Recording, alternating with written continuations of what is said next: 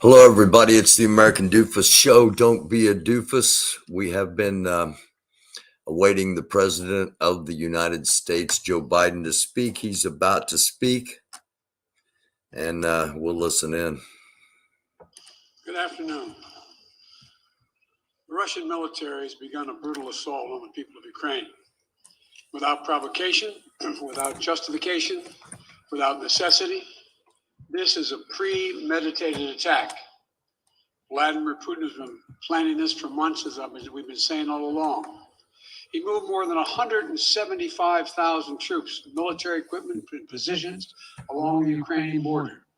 He moved blood supplies into position and built a field hospital, which tells you all you need to know about his intentions all along. He rejected every good faith effort the United States and our allies and partners made to address our mutual security concerns through dialogue to avoid needless conflict and avert human suffering. For weeks, we have been warning that this would happen. And now it's unfolding largely as we predicted. In the past week, we've seen shelling increase in the Donbass, a region in eastern Ukraine controlled by Russian-backed separatists. The Russian government has perpetrated cyber attacks against Ukraine. We saw a staged political theater in Moscow, outlandish and baseless claims that Ukraine was about to invade and launch a war against Russia, that Ukraine was prepared to use chemical weapons, that Ukraine committed a genocide. Without any evidence, we saw a flagrant violation of international law in attempting to unilaterally create two new so-called republics on sovereign Ukrainian territory. And at the very moment that the United Nations Security Council was meeting to stand up for Ukraine's sovereignty, to stave off invasion, Putin declared his war. Within moments, missile strikes began to fall on historic cities across Ukraine. Then came the air raids, followed by tanks and troops rolling in. We've been transparent with the world. We've shared declassified evidence about Russia's plans and cyber attacks and false pretexts so that there could be no confusion or cover-up about what Putin was doing. Putin is the aggressor. Putin chose this war, and now he and his country will bear the consequences. Today, I'm authorizing additional strong sanctions and new limitations on what can be exported to Russia. This is going to impose severe cost on the Russian economy, both immediately and over time. We have purposely designed these sanctions to maximize the long-term impact on Russia and to minimize the impact on the United States and our allies. And I want to be clear, the United States is not doing this alone. For months, we've been building a coalition of partners representing well more than half the global economy. 27 members of the European Union, including France, Germany, Italy, as well as the United Kingdom, Canada, Japan, Australia, New Zealand, and many others, to amplify the joint impact of our response. I just spoke with the G7 leaders this morning, and we're in full and total agreement. We will limit Russia's ability to do business in dollars, euros, pounds, and yen to be part of the global economy. We'll limit their ability to do that. We're going to stunt the ability to finance and grow the Russian military. We're going to impose and we're going to impair their ability to compete in high-tech 21st century economy. We've already seen the impact of our actions on Russia's currency and the ruble, which early today hit its weakest level ever in history. The Russia stock market plunged today. The Russian government borrowing rate spiked by over 15%. In today's actions, we've now sanctioned Russian banks that together hold around $1 trillion in assets. We've cut off Russia's largest bank, a bank that holds more than 1/3 of Russia's banking assets by itself, cut it off from the U.S. financial system. And today, we're also blocking 4 more major banks. That means every asset they have in America will be frozen. This includes VTB, the second largest bank in Russia, which has $250 billion in assets. As promised, we're also adding the names to the list of Russian elites and their family members that were sanctioned as well. As I said on Tuesday, these are people who personally gain from the Kremlin's policies, and they should share in the pain. We will keep up this drumbeat of those designations against corrupt billionaires in the days ahead. Drumbeat. On Tuesday, we stopped the Russian government from raising money from U.S. or European investors. Now we're going to apply the same restrictions to Russia's largest state-owned enterprises, companies with assets that exceed $1.4 trillion. Some of the most powerful impacts of our actions will come over time as we squeeze Russia's access to finances and technology for strategic sectors of its economy and degrade its industrial capacity for years to come. Between our actions and those of our allies and partners, we estimate that we'll cut off more than half of Russia's high-tech imports. It will strike a blow to their ability to continue to modernize their military. It'll degrade their aerospace industry, including their space program. It'll hurt their ability to build ships, reducing their ability to compete economically. And it will be a major hit to Putin's long-term strategic ambitions. And we're preparing to do more. In addition to the economic penalties we're imposing, we're also taking steps to defend our NATO allies, particularly in the East. Tomorrow, NATO will convene a summit. We'll be there to bring together the leaders of 30 allied nations and close partners to affirm our solidarity and to map out the next steps we will take to further strengthen all aspects of our NATO alliance.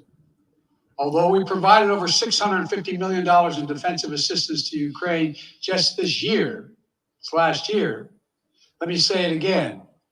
Our forces are not and will not be engaged in the conflict with Russia in Ukraine. Our forces are not going to Europe to fight in Ukraine, but to defend our NATO allies and reassure those allies in the East. As I made crystal clear, the United States will defend every inch of NATO territory with the full force of American power. And the good news is, NATO is more united and more determined than ever.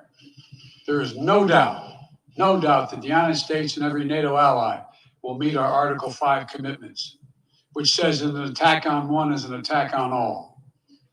Over the past few weeks, I ordered thousands of additional forces to Germany and Poland as part of our commitment to NATO. On Tuesday, in response to Russia's aggressive action, including its troop presence in Belarus and the Black Sea, I've authorized the deployment of ground and air forces already stationed in Europe to NATO's eastern flank allies, Estonia, Latvia, Lithuania, Poland, and Romania. Our allies have also been stepping up, adding the other allies, the rest of NATO, adding their own forces and capabilities to ensure collective defense.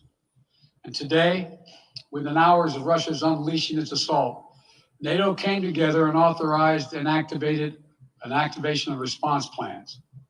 This will enable NATO's high readiness forces to deploy and when and where they're needed to protect our NATO allies on the eastern boundaries of Europe.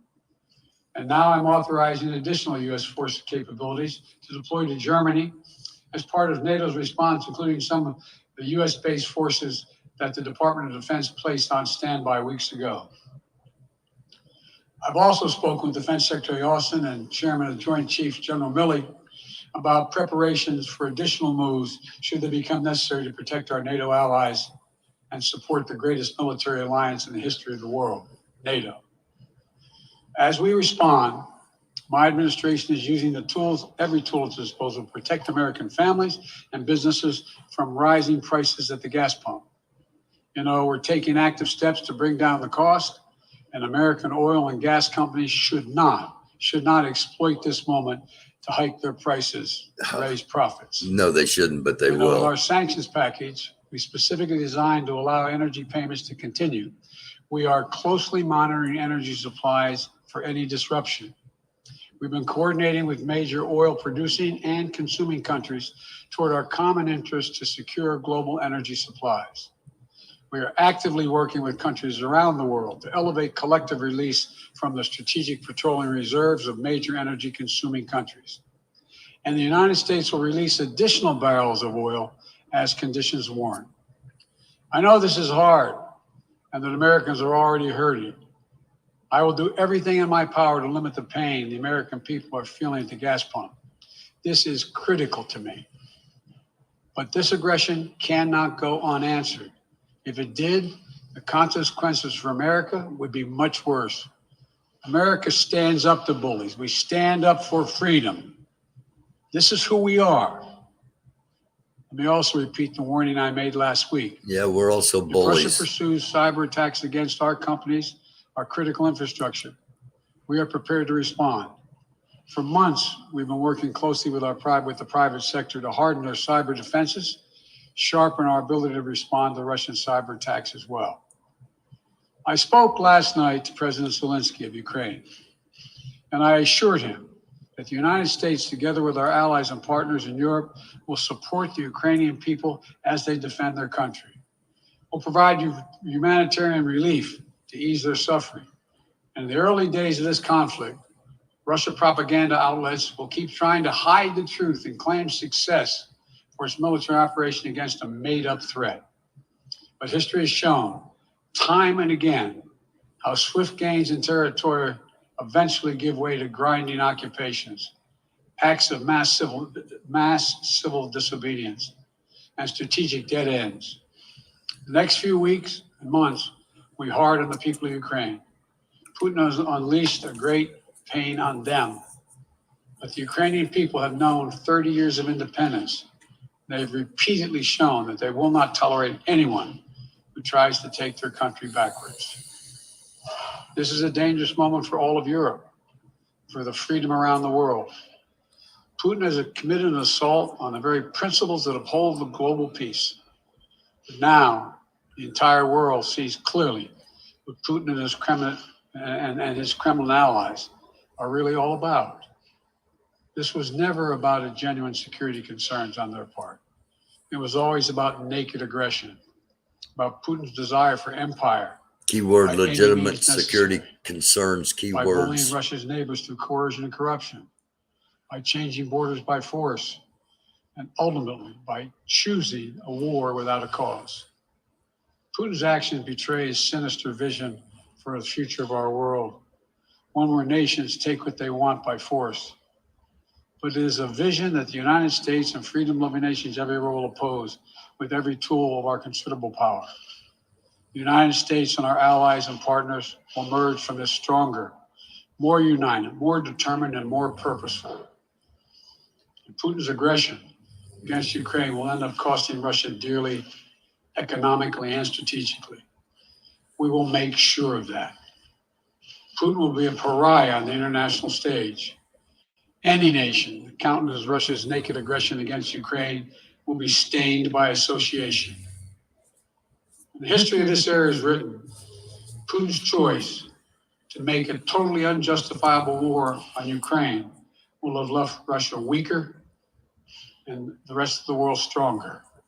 Liberty, democracy, human dignity, these are the forces far more powerful than fear and oppression. They cannot be extinguished by tyrants like Putin and his armies. They cannot be erased from people's hearts and hopes by any amount of violence and intimidation. They endure. In the contest between democracy and autocracy, between sovereignty and subjugation, make no mistake, freedom will prevail. God bless the people of a free and democratic Ukraine. May God protect our troops. Okay, well, there you have. Oh, he's going to take Associated questions. Press, Zeke. With President Putin at this point, and what interactions have you had with the Russian government?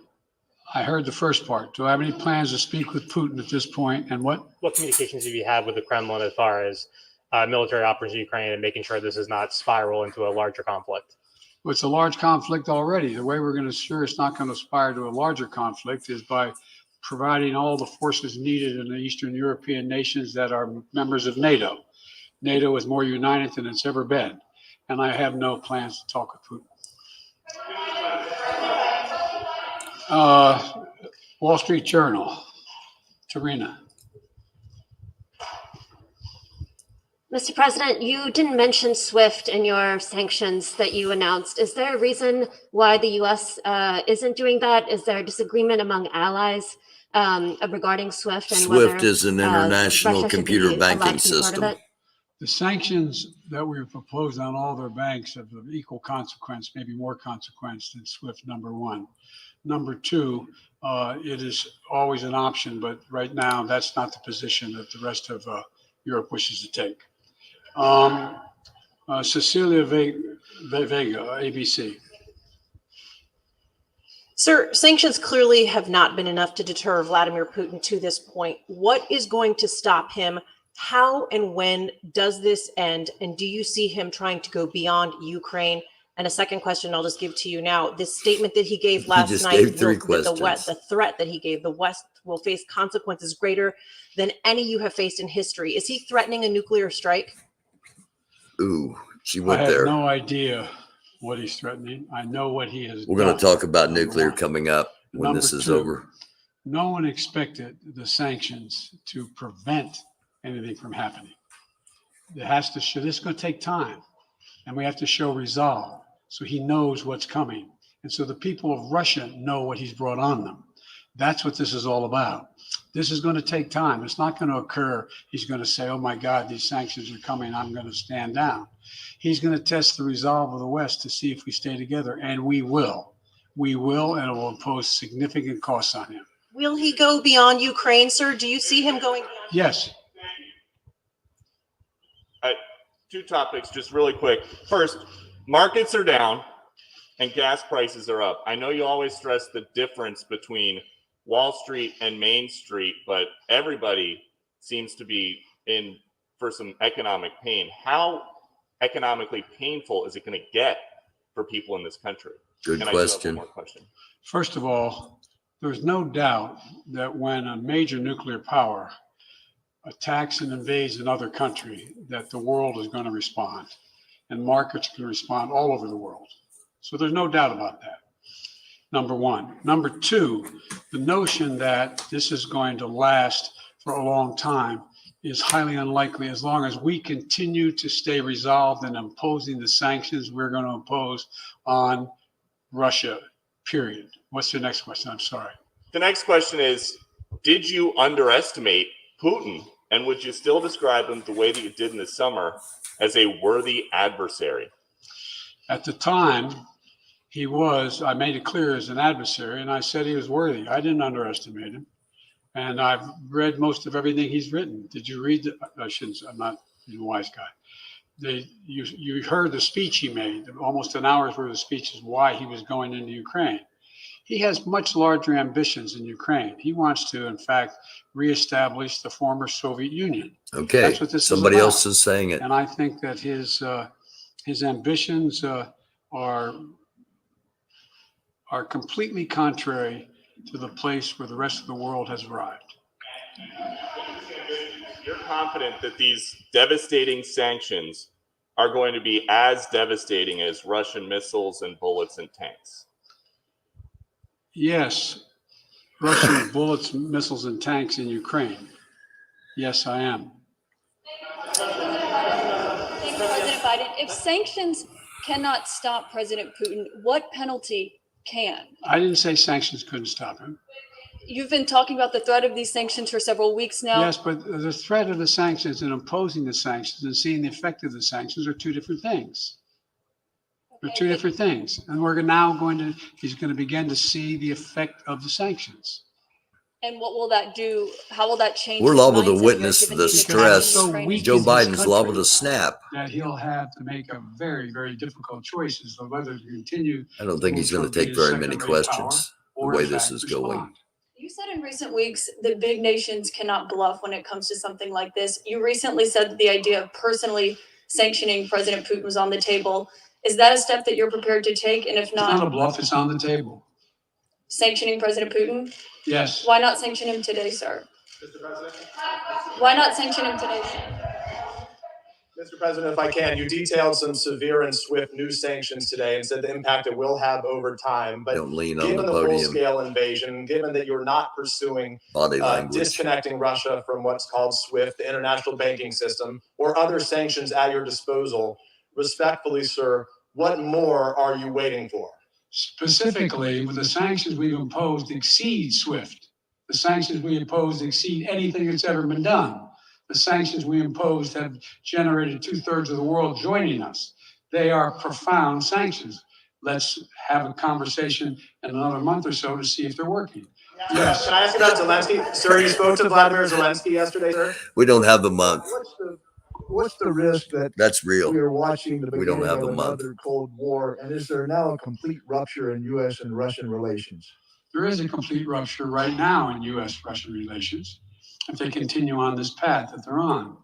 And in terms of a Cold War, that depends. You have the vast majority of the rest of the world in total opposition to what he's doing, from Asia to South America to Europe to around the world. And so it's going to be a cold day for Russia.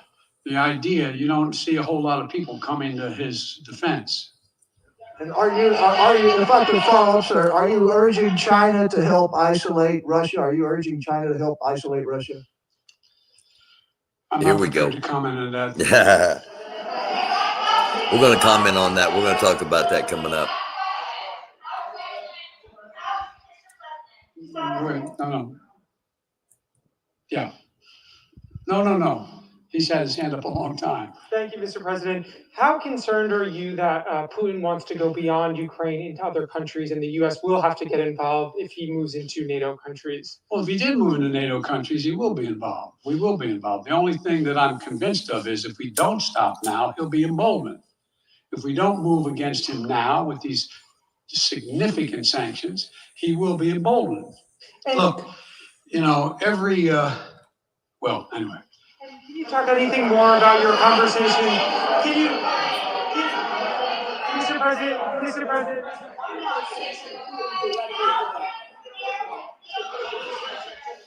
Why not say directly to Partner for the sir, I'm sorry, I can't hear you. Sir, India, which is a major defense partner of the United States, is India fully with you on the issue of Ukraine and Russia? Does the Defense Department of the United States? Sir, India is one of your major defense partners. Is India fully in sync with the United States on Russia? We're in consultation with India today. We haven't resolved that completely. One more question. Okay, thank you all very much. Thank you.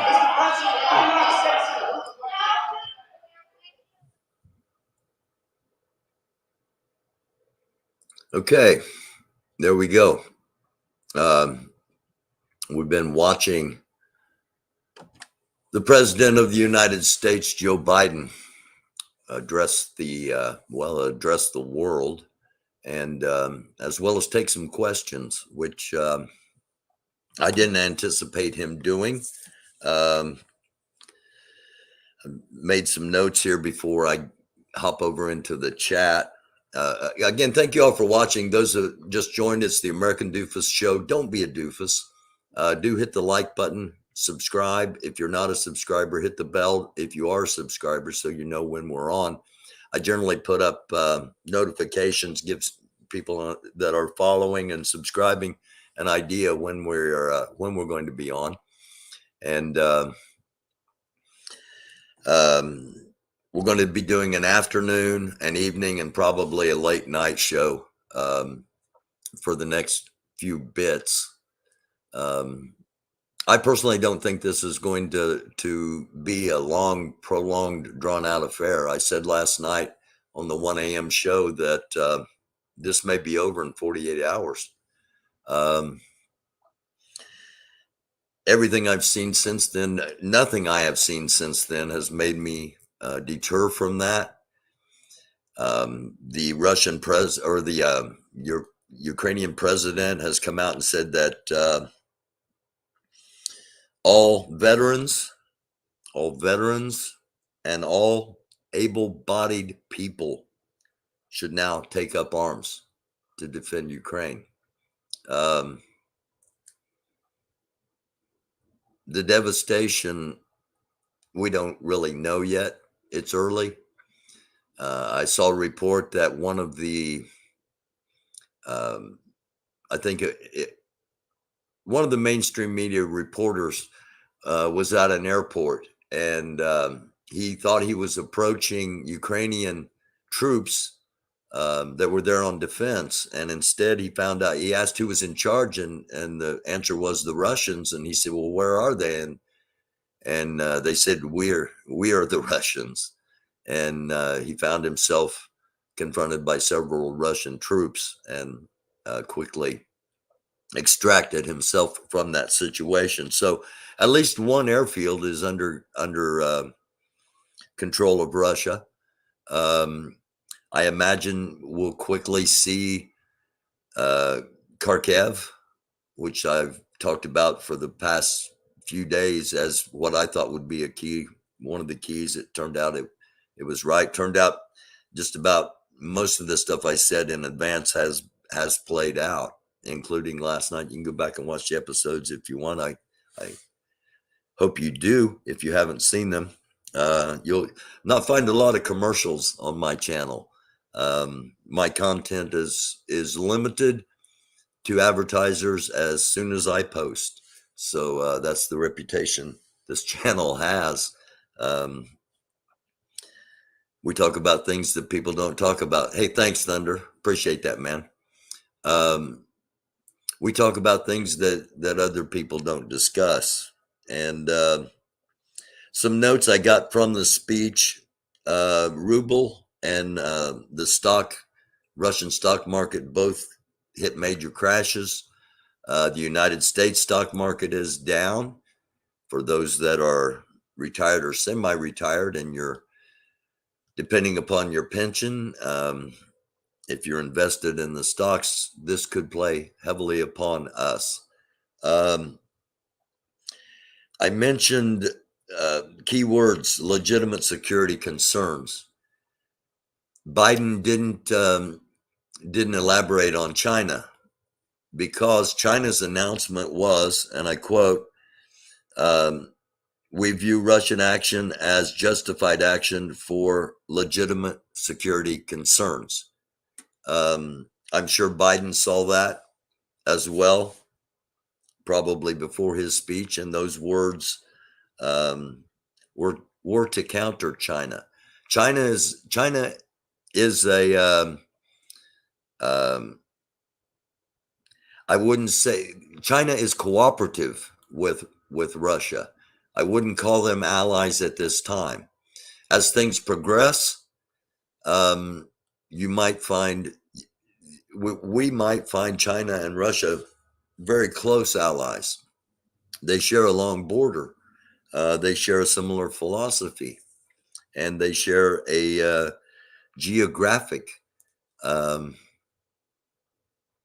similarity in that their position geopolitically, it would be in their best interests to see any threat to either or both of them removed. And the biggest threat to either or both of them is the United States of America. I also want to mention that this wasn't in the speech, it wasn't in the questions, but I want to get it out there before I forget. In Moscow, currently, they have arrested over 1,000 people at various locations for anti-war protests. Anyone that says anything in Moscow that is not in support of Putin or the war are being arrested and detained. People that are watching anti-war protests are being seized, and their purses and documents are being searched. And if they have anything on them that says stop the war or anything similar, they are being detained. Just wanted to get that out there.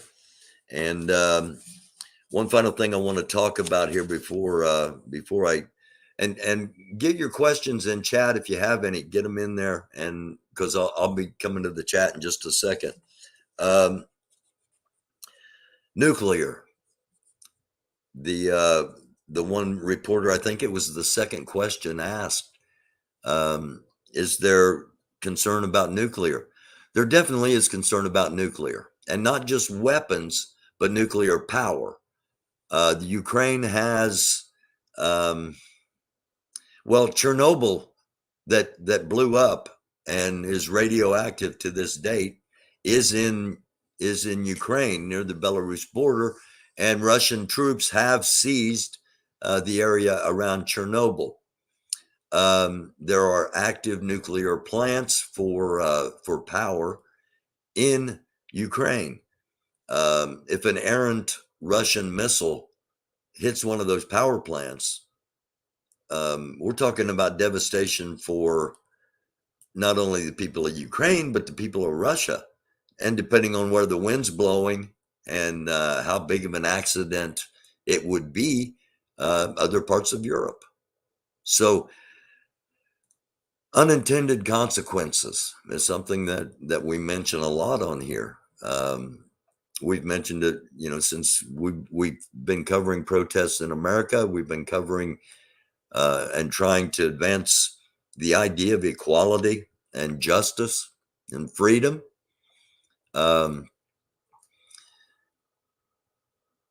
If this gets to a point where, as I think it will, and I think it will quickly, I think this time tomorrow, most of the cities in Ukraine will be surrounded and under siege. Will they roll in, and will there be urban combat? I can't say that would be off the table, but I think Ukraine is going to fall very quickly.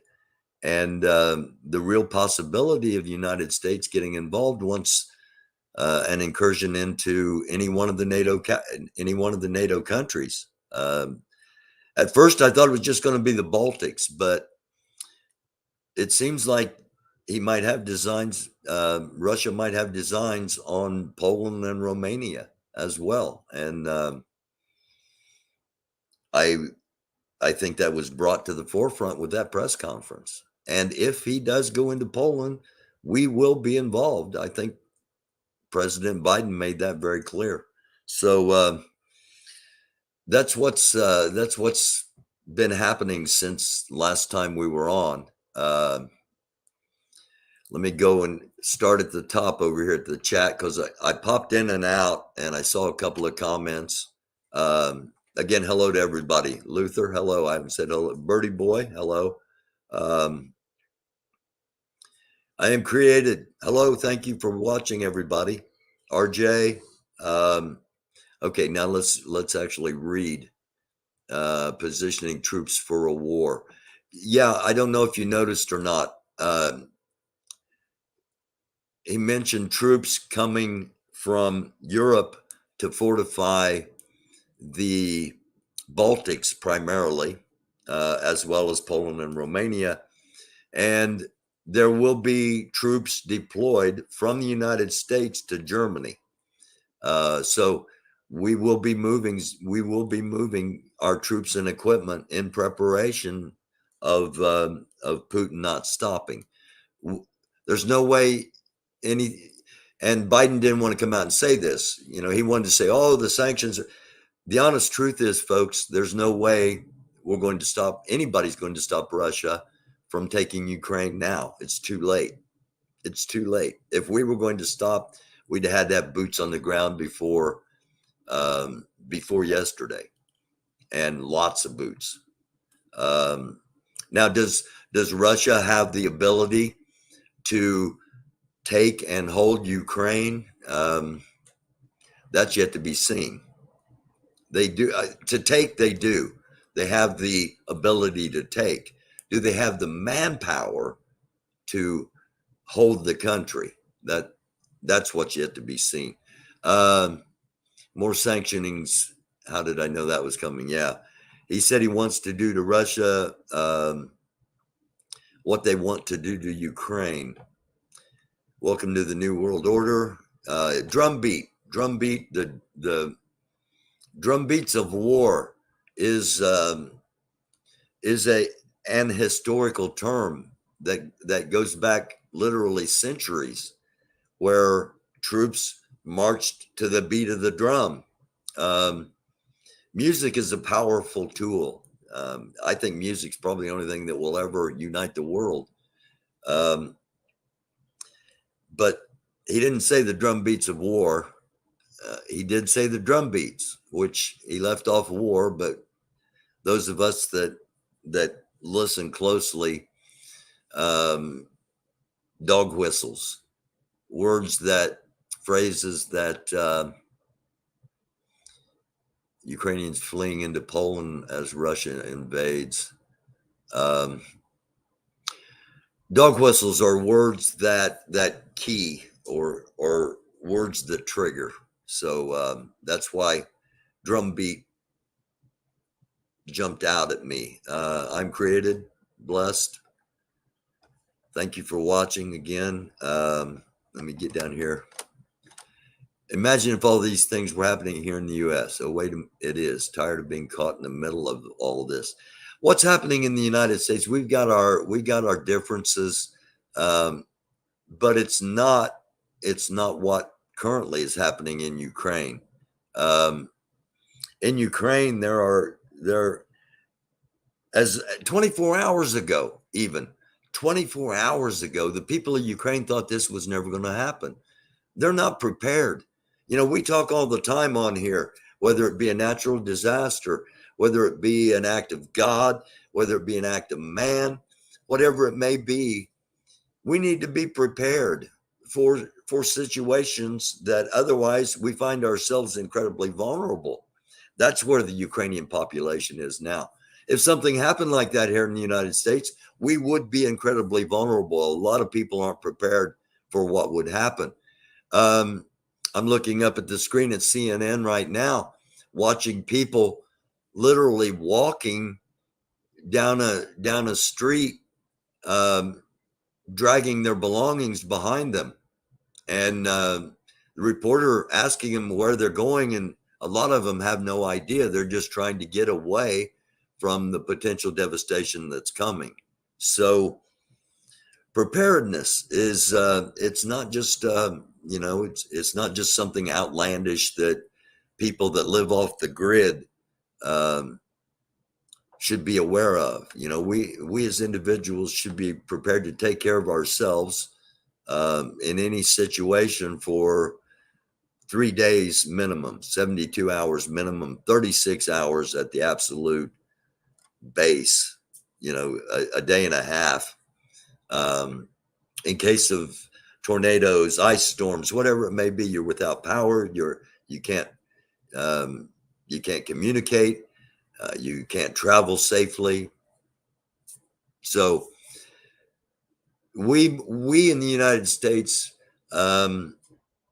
we've got it better than anybody else in the world. Now, that's fact. And while we don't have it every way, the way that each and every one of us would like it, because we're all different and we all see it differently. And while America may seem incredibly oppressive to some, as a whole, it's about as good as it gets anywhere else in the world. And we will see that as we see what happens in Russia and the Ukraine. They're going to be fighting in border countries, so we ain't lying when he says no fighting in Ukraine. Yeah, I agree with that, Bertie. I don't think we'll ever put U.S. troops in Ukraine. I don't think we'll have to, because we'll be fighting in other countries. And if we aren't, it is going to be like Hitler rolling through Europe. Nobody's going to be able to stop him. The sanctions, I don't know. We'll see. Biden saying that he thought the sanctions would be equally as devastating as missiles and bullets. I think that was I think it was a bad move on his part. Defend your black citizens. Yeah. Who knows what's going to happen here in our country, especially with Trump being such a strong supporter of Putin and so many people blindly following Trump. And those people being, for the most part, anti-members of the black community. We've got problems here. Don't get me wrong. Don't get me wrong. We've got societal problems here. A lot of them are manifested by people in power trying to keep us divided. I believe personally, I think we got a whole lot more in common than we have that divides us. We allow things to divide us, though, and we have to fight to overcome that. Shady Pines. I'm assuming that's reference to Biden needing to go to a retirement home. Thunder, for some reason, they're worried about Russia going into Poland. Yes. Yes. We started talking about this 6 weeks ago, that we thought there might be an agreement between China and Russia to draw the United States into a two-pronged front and to eventually bleed us dry after seeing the ineffectiveness in Afghanistan. So, yeah, that's Russia going into Poland is a major concern right now, because they're going to have all of Ukraine underneath at least Russian air dominance by this time tomorrow. And Ukraine is on the border of Poland, as are the Baltics, Estonia, Latvia, and Lithuania. Gog Magog war has begun. I hope that's not true. That's referencing Armageddon and the end of the world as we know it. I always think of Michael Stipe. It's the end of the world as we know it, and I feel fine. He's not going to hit me for a copyright violation. Michael was one of my major contributors when I was running for Congress against Mike Pence. If Russia goes into Poland, hold on a second, I hit the wrong button here. If Russia goes into Poland, our troops stationed there will engage. Yes, they will. 77,000 troops in Europe ready to go to war with Russia. Yeah. And we mentioned nuclear, as far as nuclear power and the possibility of accidents. At some point, somebody's going to launch a nuclear warhead. Maybe not a great big giant one on a cruise missile that takes out an entire city, but a limited one. And a line will be crossed that will be hard to get back over on the other side of. What about the USA? Well, the USA, RJ, the oil companies are going to take advantage of this, just like they take advantage of anything, whether it's legitimate or not, and gas prices will go up. We're already in a supply line or supply chain dilemma that we've kind of been in since the pandemic. We've got truckers who were deemed heroes during the pandemic for risking their lives with a deadly virus and making sure that toilet paper was delivered to people. And now those many of those same truckers are in a convoy to go to Washington, D.C. to let their voices be heard. I don't know if they're going as the truckers were going in Canada with the purpose of removing Trudeau. I don't know if they're going with the purpose of trying to remove Biden. It's too unstable for any kind of major political shift. The world itself is incredibly unstable. Every time I see Russia launches, my eyes are drawn to it. I want to make sure it's not a intercontinental ballistic missile, because then if I have said I don't think Putin's insane, that I think he's just doing military strategy and he just doesn't give a crap what anybody thinks. He's going to do what he wants until somebody stops him. I could be wrong. And if he has gone insane and he does launch an intercontinental ballistic missile and we happen to be living around a targeted area.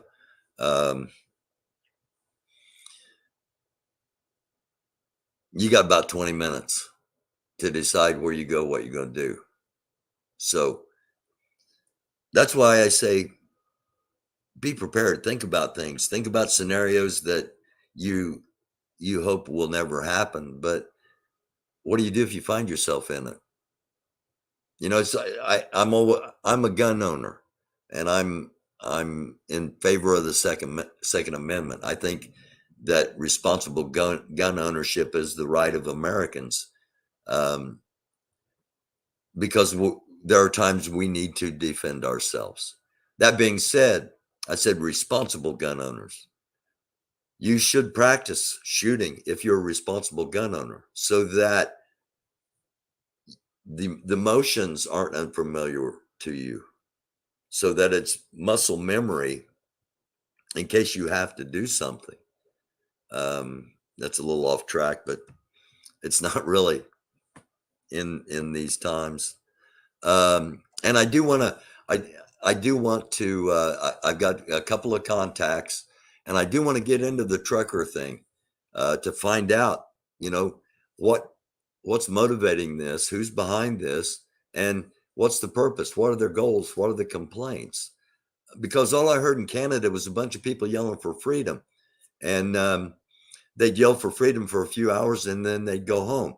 So I don't know what freedom they didn't have other than wearing a mask in a pandemic, and the numbers have dropped incredibly as far as active cases of COVID. We're getting towards the summertime. The restrictions are going to be lowered. I don't know. Anyway, back to the chat. Our country has been weakened by COVID, by COVID-19, and Putin knows it. It's been divided, and yeah, our citizenry has been weakened. And in my opinion, it's because science was pushed to the back and politics was pushed to the front. Fix our house first. A lot of people are going to have that sentiment. And I went to the doctor today. Those that watched the show last night know that I had some cancer cut out, and I had to go back today. And I'm blessed to announce that, according to pathology reports, they got all the cancer.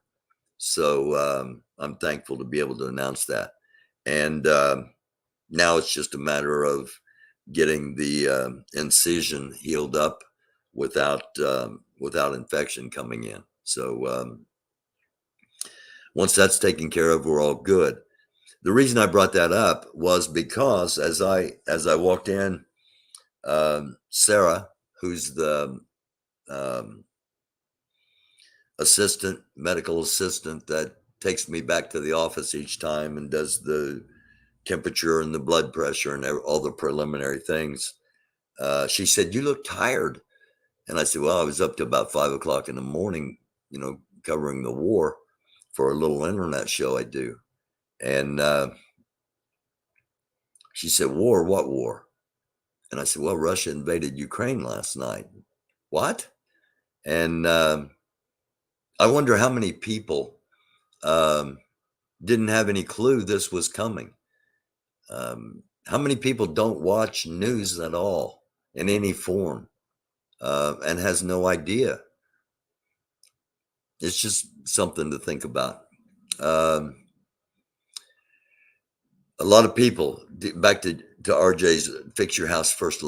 A lot of people are not going to have any idea why we're involved, and they're going to hear false information. They're going to get their news from Facebook or YouTube, and not there's a real popular guy that's been covering this stuff, and I knew he didn't know as much as he lets on when he said somebody mentioned a plane in Flight Tracker, and he blew it off and says, that's just a transport plane." It was a Russian transport plane full of paratroopers. So be careful who you follow. Be careful who you listen to. Be careful what information you get. The most popular aren't always the most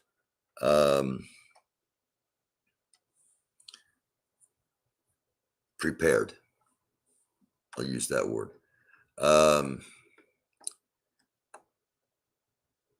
Russia will go into Poland and UN countries. Thin blue line family, yeah, that's a definite concern. I was surprised that that Biden said that, but yet at the same time, you got to prepare the American people. Thunder, that is what Putin's trying to do. He's trying to roll over Europe like Germany did. Putin is very clever, yeah, and I don't know. Maybe he wants a confrontation with the United States. Maybe he and Trump have something going on, and they have an agreement where, okay, you get the U.S. fighting against you. You get the U.S. fighting against Russia, and I'll come in and I'll say, I'm going to be president, and I'm going to end this war, and everything's going to be fine. Who knows? You know, they're pretty tight. But I don't think that's what's going to happen. It's just odd, the coincidence that the convoy is heading to DC the same time that all this is happening. Again, that's why I want to get into what could happen and why the truckers are wanting to go now.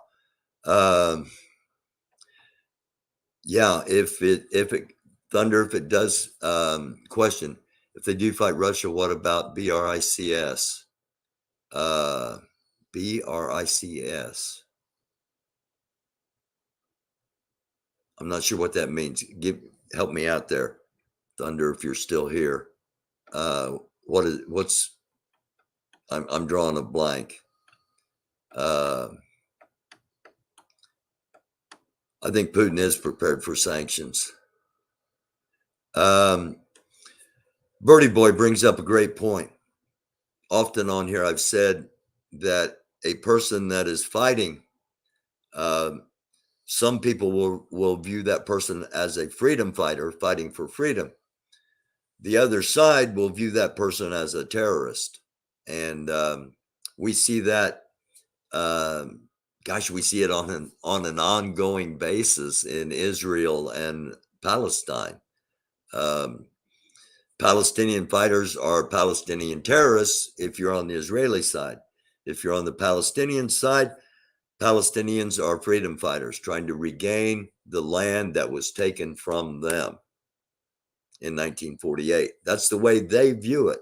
Now, Putin is viewing this as Ukraine is rightly Russian land, and we meaning Russia are taking it back.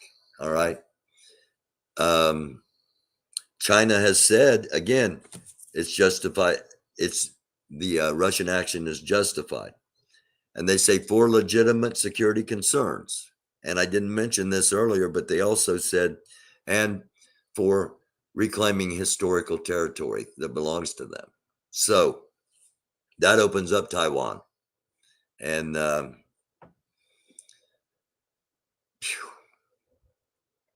I haven't even got to the things I wanted to show yet.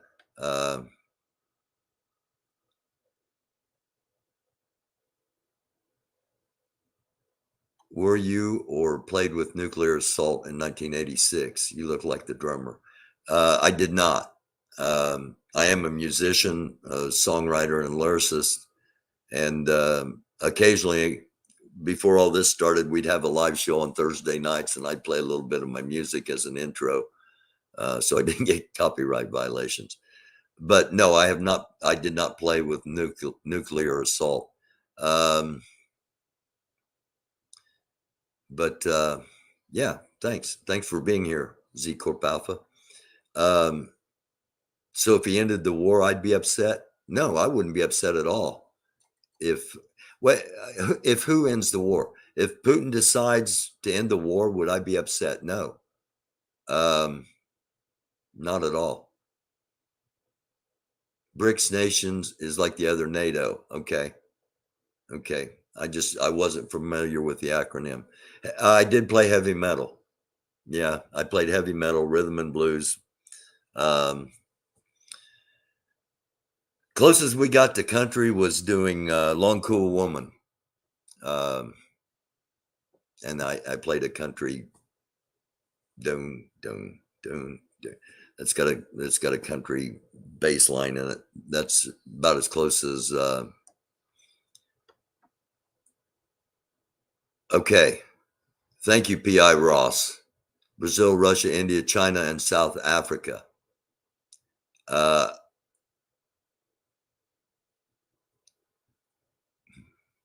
It's odd. You look at those 5 names: Brazil, Russia, China, India, and South Africa. Russia, Biden didn't mention China. We've already said friendly relations with China. Brazil, I know Venezuela has given their support to Russia. I haven't heard of Brazil, but that wouldn't surprise me. Yeah, Russia's not going to stand alone. You know, we're putting these sanctions on like, you know, we control everything, and we don't. You know, we give that perception, but we don't. Brazil, Russia, India, China, South Africa. Yeah, we're not even talking about North Korea, Iran, other potential allies as things line up, allies to the BRICS, if you will. And if it does come to BRICS versus NATO, yes, that we can officially say World War III. If they cross into Poland, we can officially say World War III. Right now, it's a prelude, but it sure looks awful familiar to Hitler rolling into Belgium and nobody doing anything and thinking he's going to stop there. And then all of a sudden, he's got a major portion of Europe under a Nazi regime. Venezuela and Cuba. I did forget about Cuba, but yeah, I mentioned Venezuela, but I didn't mention Cuba. And while Cuba, people are, you know, people out there that are just watching that don't normally watch. Thanks. Hello. It's the American Doofus Show. Don't be a doofus. Okay, we do things a little differently around here. It's not your normal news. It's not filled with production and hype and trying to sell you Miller Lite beer. But so thanks for watching and spread the word. Hit the like, hit the subscribe, share the channel, and we thank you. Cuba's strategic, all right? Not because Cuba has a great giant military, even though Castro ran it like a military organization. Cuba's strategic because it's 90 miles from the United States. And while we had a Cuban Missile Crisis back in 1961, most weren't around then. I don't know if it's taught in history classes now. I don't know what's taught in history classes now. The educational system, I'm not sure. But in 1961, Russia put missiles, intercontinental ballistic missiles, medium range, that could reach Washington, D.C. So Cuba, don't blow off Cuba. Don't discount Cuba as an ally to BRICS, because it would be a key location and situation. And well, we still have Guantanamo Bay base down there. Well, it's prison now, but we still have a presence in Cuba. Not enough to do anything. Yeah, the people of Russia, at least on Pentagon orders deployment of 7,000 troops to Europe. Breaking news on CNN. Pentagon orders deployment of 7,000 troops to Europe.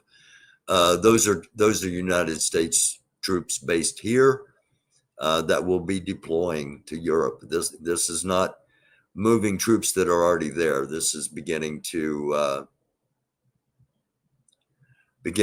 set up a demarcation line that you don't go across the Ukrainian border. I mentioned in last night's show that what I thought was going to happen, and this was before anything even kicked off, they're going to go in from three sides. They're going to come down from Belarus. They're going to come up from the Russian Navy, launching amphibious assault on the beaches in the south, and they're going to come in from the west or from the east, and the only way out is to the west, and that is into Poland and parts of Romania and the Baltics. And Belarus, if you didn't watch last night, Belarus is to the north. Again, I mentioned Chernobyl's right near the Belarus-Ukrainian border, and Belarus troops from Belarus, allied with Russia, were part of the invasion and part of the occupying area. Now, air raid sirens are currently sounding in major Ukrainian cities, including Kyiv. ICBM, intercontinental ballistic missile.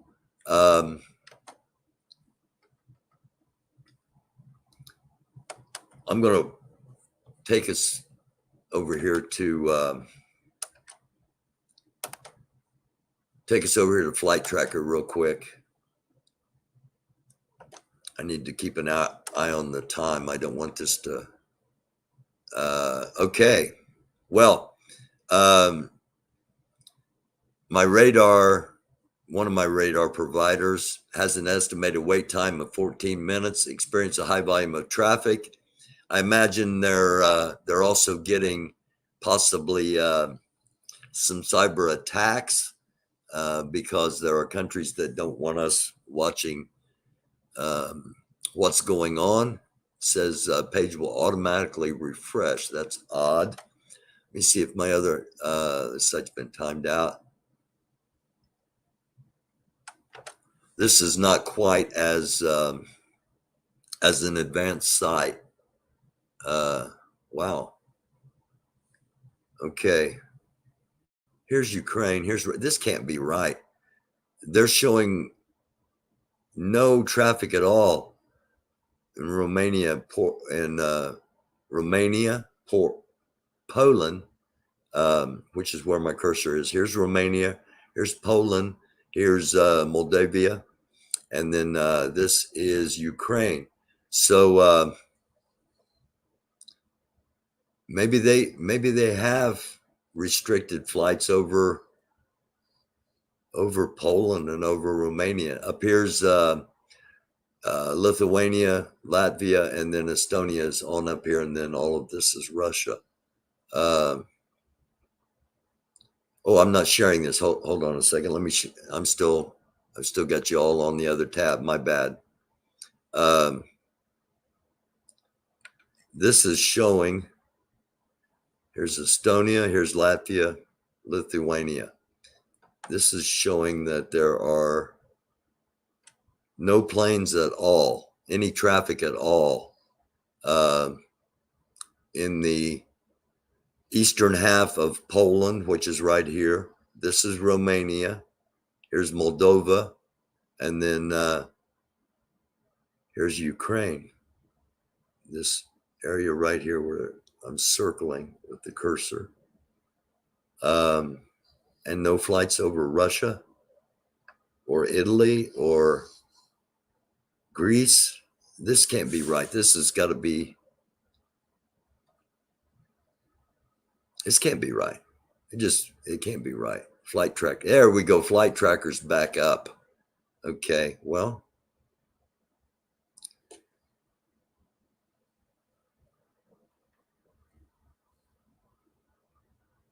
there are no flights over Ukraine at all. We didn't expect that. Okay. Yeah, it's not quite as, there are flights over Romania. There are flights over Warsaw. Okay. Here's Belarus. There's nothing at all going over Ukraine. And again, we've got a no-fly zone along the borders here from both Russia and Ukraine. So from the Ukrainian side, in case their Air Force goes in, and from the Russian side, when their Air Force goes in. So one more thing I wanted to bring up while we're here. I pulled up the transcript of what's known as the fireside chat. Franklin Roosevelt speaking in the summer of 1941, before the United States was attacked by Japan in Pearl Harbor and joined World War II. By that time, the war in Europe had been going on for almost 3 years. And FDR said, "I'm speaking tonight from the White House in the presence of the governing board of the Pan American Union, Canadian minister and their families. The members of the board are the ambassadors and ministers of the American republics in Washington. It is appropriate I do this now as never before. The unity of the American republics is of supreme importance to each and every one of us and the cause of freedom throughout the world. Our future independence is bound up with the future independence of all of our sister republics." I bring that up because a lot of people bring up New World Order, and the idea of a New World Order is not something new. The idea of a New World Order being made up of billionaires is, despots, basically, is new.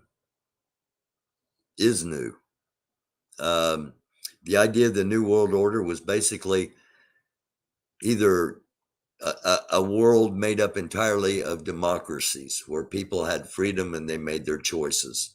And we see elections being degraded. We see the whole concept of democracy almost being demonized. So this is a crucial time. Roosevelt went on to say, "The pressing problems that confront us are military and naval problems. We cannot afford to approach them from the point of view of wishful thinkers or sentimentalists. What we face is cold, hard fact." And I wanted to bring that up because eventually Washington, D.C. and the leaders, primarily the Democrats, are going to have to face the cold, hard facts. This is not going to be a political win for anybody in the Democratic Party, the way things are positioned now. Winning for us out here, it's not, that's their main focus. We need to keep that in mind. Everything they do is based on them getting reelected. So, could our government be better? Absolutely, it could be better. We need more absolutely real people, not bought and paid for people.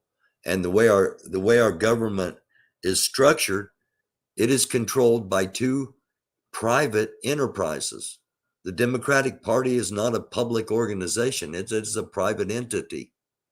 The Republican Party is not a public organization. It is a private entity. And it is decided who runs for office and who wins there, not at the ballot booth, not at the voting place, not at the polling place. So we need reforms. But at the moment, our focus is probably going to be a lot more on survival than on reforming or reformation. And I don't say that lightly, because if indeed I'm right, and this time tomorrow Ukraine will have fallen, then it becomes, where does it go from here? So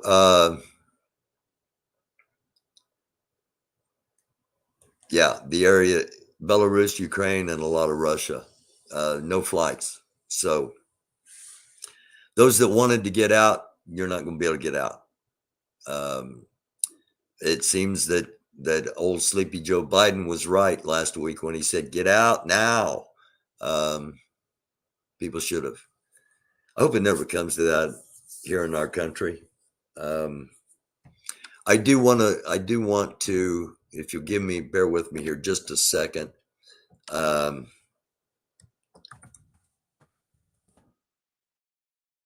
want to pull up something here if I can.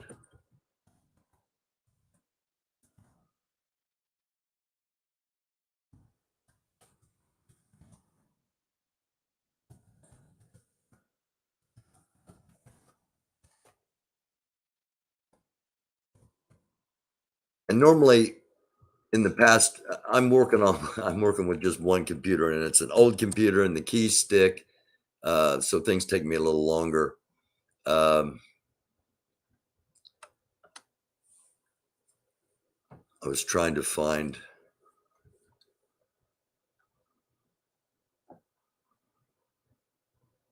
a site I was at.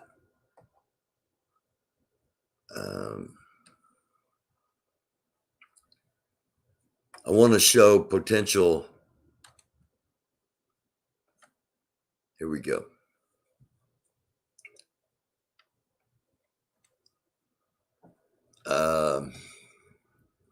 Let me just get you all on this page with me here. So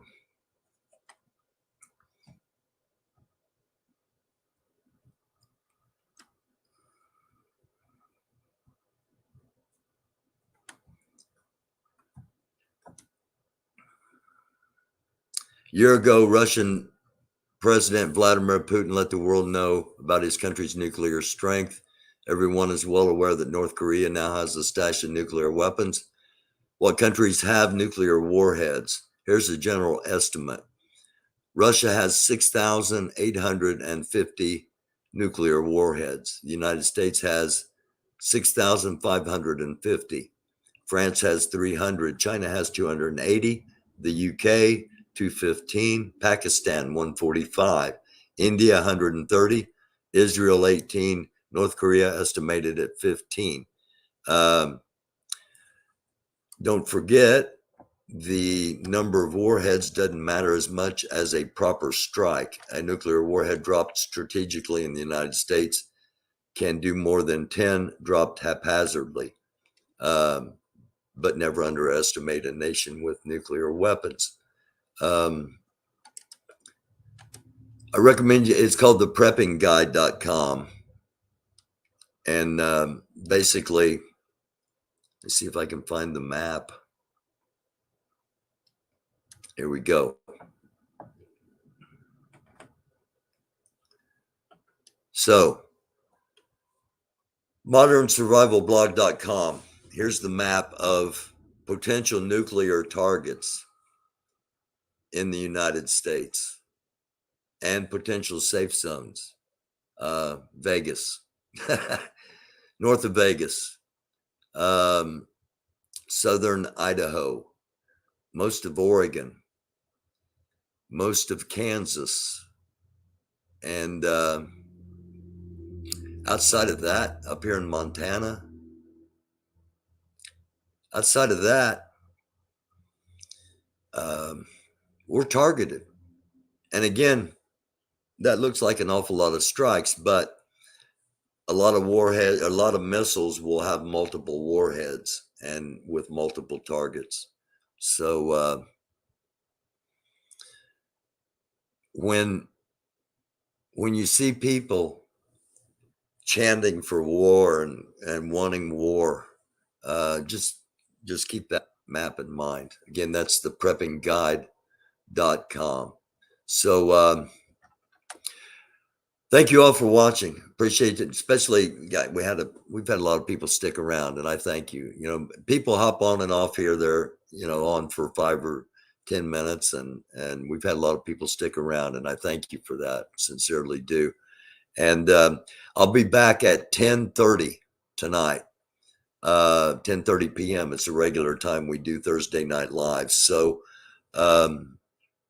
again, hit the subscribe button if you would. You can always unsubscribe later, and hit that like button and share the conversation if you will. And we'll be back on tonight, and hopefully, I had hoped to have a guest, but I may still yet have a guest. If not, I'll open things up. And if you want to jump on with me for a minute or two and talk, we'll make that happen. That's tonight at 10:30. This has been the American Doofus Show. Don't be a doofus. If you'd like to help support the show and keep us going, you can donate through the Cash App at $americandufus.com, or you can email me at americandufus@gmail.com, all one word, AMERICAN, and doofus is DUFUS, not DOOFOS or DOOFUS. AMERICAN DUFUS, American Doofus Show. Don't be a doofus. Do be a light, man. It's a dark world. Be a light, and blessings upon all of you. Namaste, shalom, salam, peace. Again, it's the American Doofus Show. Don't be a doofus. Thank you so very much for watching. We'll be back tonight, 10:30 live Eastern Standard Time, right here on the American Doofus channel.